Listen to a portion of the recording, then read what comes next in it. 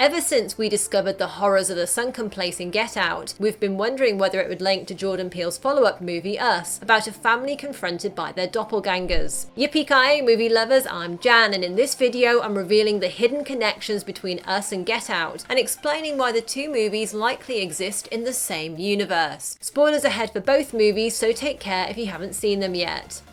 The conspiracy that Chris uncovers in Get Out is that his girlfriend Rose and her family are part of a secret society that's been transplanting rich white people's brains and consciousness into the bodies of younger black men and women who've been abducted. The experiments in Us have been carried out on larger numbers of people, but there are some major similarities and connections between the two conspiracies. In Peele's new movie, we discover that the tethered are the product of an experiment carried out underground. The conspirators who set this up planned to use the doppelgangers as a way to control their lookalikes above ground. Adelaide's counterpart, Red, explains that although the process created a copy of a person's body, it failed to create a separate soul. This meant that the doubles below the surface became tethered to the bodies above and ended up with little control over their lives. Because of the scheme's apparent failure to create an independent consciousness in their subjects, the people in charge decided to abandon the experiment and they left the tethered alone in the tunnels to fend for themselves. Fast forward to 2017 and Get Out, where Rose's family have almost but not quite perfected a medical procedure where they can transplant a person's mind into the body of another human being. To see why the mad scientists responsible for the tethered in Us could be the same ones who developed the brain surgery that we see Dean performing in Get Out, we need to examine a little known secret about Get Out that Jordan Peele has so far only talked about in the special features for the Blu-ray. On the movie's commentary track, Peele revealed that the group who are abducting black people are actually descendants of the Knights Templar, a Christian military order founded in 1119, and which took part in the Crusades. There's a nod to this in the film with the Templar helmet that Jeremy wears at the beginning of the movie. Peele also explained in the movie's commentary that the cult carrying out the abductions and transplant surgeries is called the Red Alchemist Society. In fact, almost all the attendants at the auction party who've come to bid on Chris's body wear some form of red, whether it's a pocket handkerchief, red earrings, red in their ties, red glasses or red lipstick, a little sign they're part of the Red Alchemist Society. So it's intriguing that in Us, Adelaide's double is called Red, and the tethered are all dressed in red jumpsuits. And notice also how Adelaide's pale coloured clothes get stained red with blood as the film progresses, a clue to the twist ending that Adelaide was originally one of the tethered before she escaped in 1986. There are also some huge parallels between the sunken place from Get Out and the underground tunnels in Us where the tethered are forced to live. In Get Out, the sunken place is a conceptual space, somewhere that Chris sinks into, falling below the surface while his captors remain above, peering down at him. In Us, the tethered exist below the surface in abandoned underground areas which were deliberately chosen in order to keep the experiments a secret. In Get Out, Chris's body is also literally taken downstairs to the basement after he falls into the sunken place for the second time, and it's also below ground level where the actual brain surgery takes place.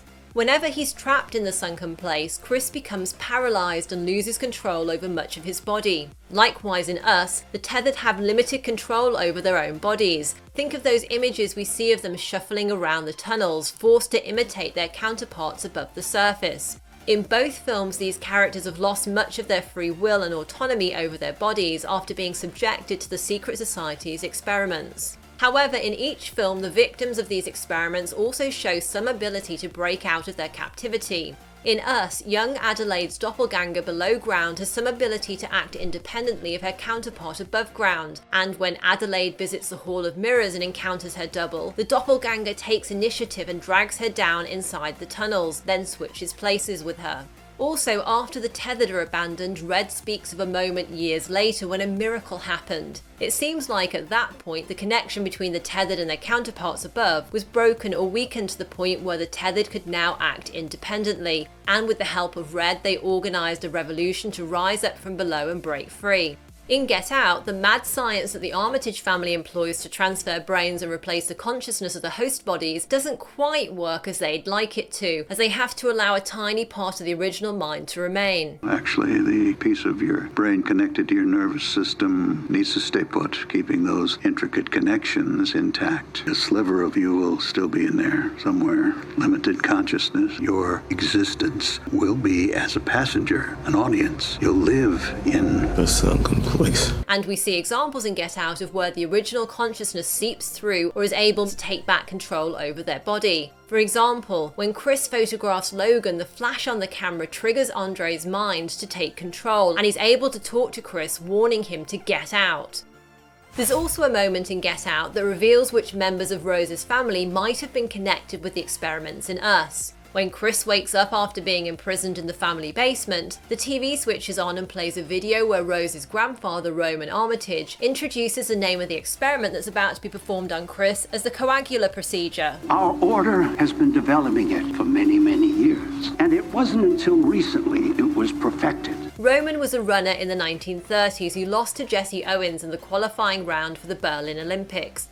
And in the video Chris watches, Roman reveals that the Red Alchemist Society had been trying to develop the brain transplant procedure for many years until his son Dean had a breakthrough. What that means is that if the secret society was struggling with this attempt to transfer their consciousness into new bodies, it's quite possible that over the years, as they tried different procedures and ideas, at one point they either deliberately or accidentally created the tethered. For example, what if Red was wrong and the tethered weren't created to control people above ground, but instead were the result of a Red Alchemist experiment that tried but failed to create clones so members of that society could carry on living when their original bodies died?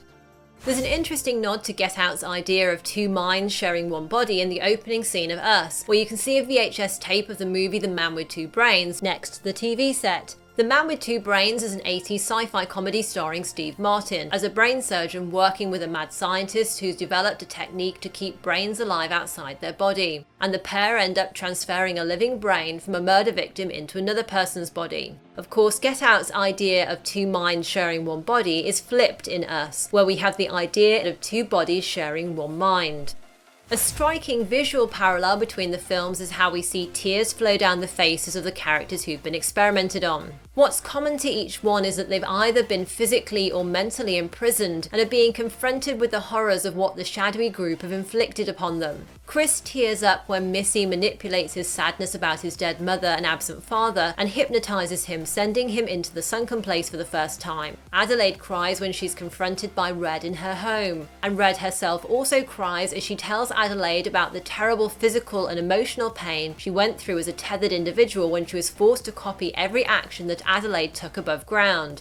In Get Out, when Chris talks to the housemaid Georgina about being nervous around white people, tears run down Georgina's face as her original consciousness battles with the transplanted brain that was forcibly implanted in her. And after Chris releases Walter from the sunken place by flashing him with his camera, just before Walter turns the gun on himself, a single tear falls down his cheek, showing his internal horror and mental torment as he realizes this is his only way out of the prison that Rose's grandfather has placed him in. By the way, there could be an interesting connection between how the flashes from Chris's camera managed to free both Andre and Walter from the sunken place, and the lightning from the electrical storm that was going on the night that young Adelaide's double was able to break out of the tunnels in Us. Another shared idea in both movies is the use of rabbits to signify the horror of the situation at hand. Jordan Peele has said that although he knows the fluffy animals are adorable, he finds their scissor-like ears terrifying. In Get Out's opening scene, Flanagan and Allen's classic song Run Rabbit Run plays while Jeremy attacks and abducts Andre. In Us, Adelaide tells her daughter Zora, who's an athlete, to run during the Tethered's home invasion. And Zora also has rabbits printed on her clothes, such as this top here, and the word on her top in this scene is the Vietnamese word for rabbit. Like the Tethered, rabbits live underground, are often used for experiments, and to add to the horror, raw rabbit was the Tethered's only source of food when they lived below the surface. Another link back from Us to Get Out is the bowl of dry Fruit Loops on the table at the Tylers' vacation home. And during a scene there, Adelaide's son Jason picks up a Fruit Loop and eats it. It's an intriguing nod to Get Out's creepy scene of Rose eating a bowl of the brightly coloured sugary cereal one piece at a time and sipping on a glass of milk while she looks for a new victim.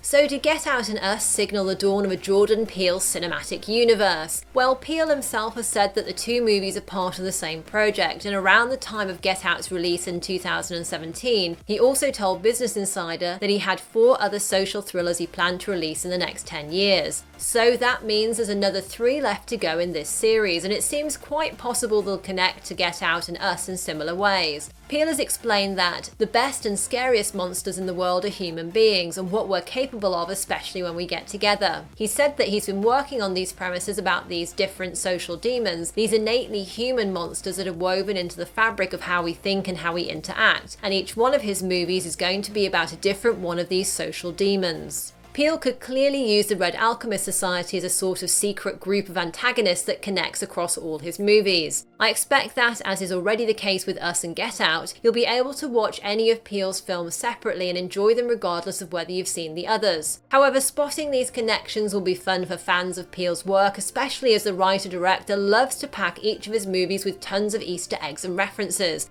And if you missed any of the other crucial Easter eggs and hidden symbolism in Us, you can tap here to watch my full breakdown of all the secret clues that revealed the twist ending.